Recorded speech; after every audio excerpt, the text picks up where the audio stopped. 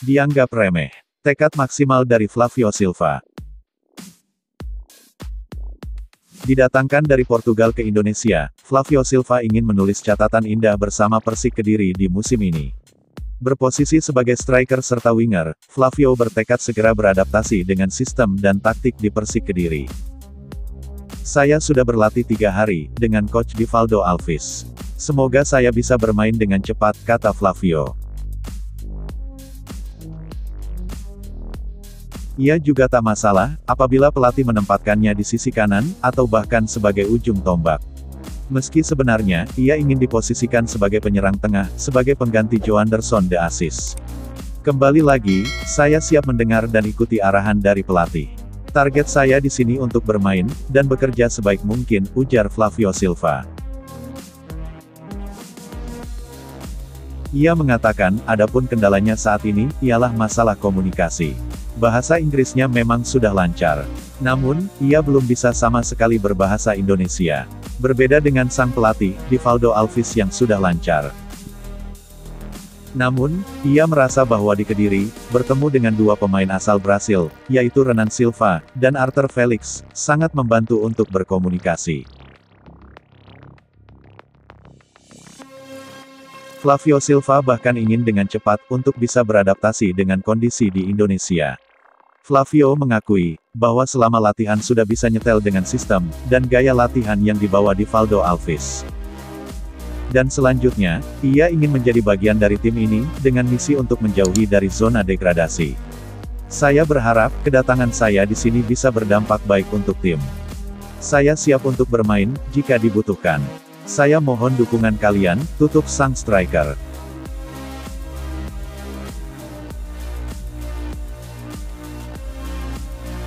Semua sudah disahkan.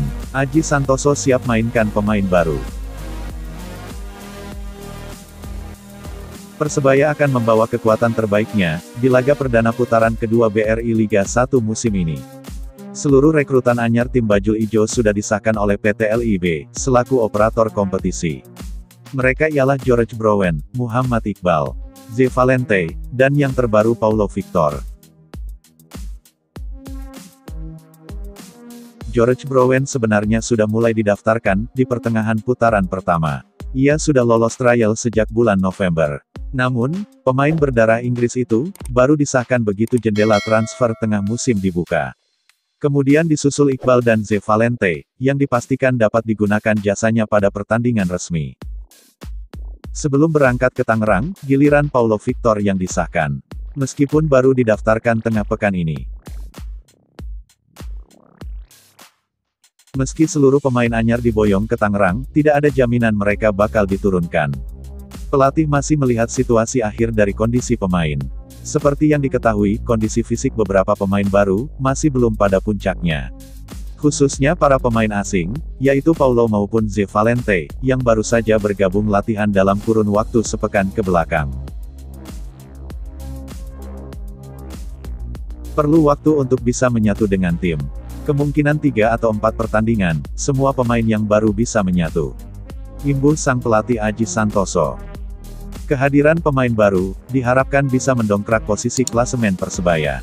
Saat ini, tim kebanggaan Arek Surabaya itu, tertahan di posisi ke-10, dengan raihan 22 poin, dari 17 laga yang dilakoni.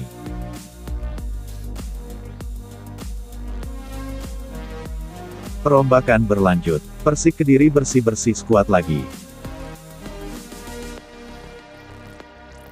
Persik Kediri terus melakukan perombakan komposisi skuad, jelang kembali bertempur pada lanjutan Liga 1 musim ini.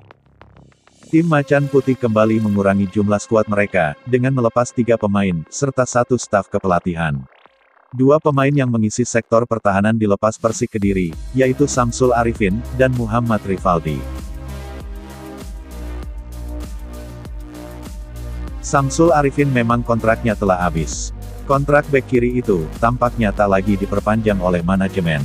Berbeda dengan M. Rivaldi, pemain berposisi bek kanan yang datang dari Persiraja itu, justru hanya dipinjamkan ke Dewa United.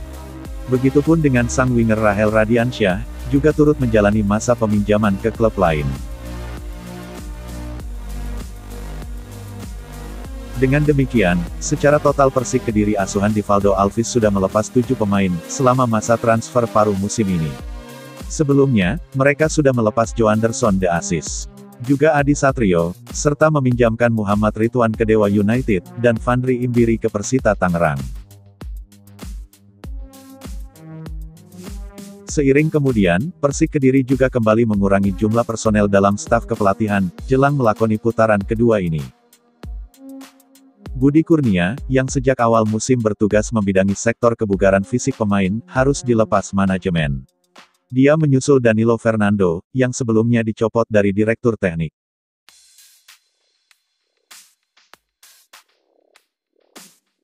Jelang laga perdana putaran kedua, tim Bajul Ijo ungguli Pendekar Cisadane.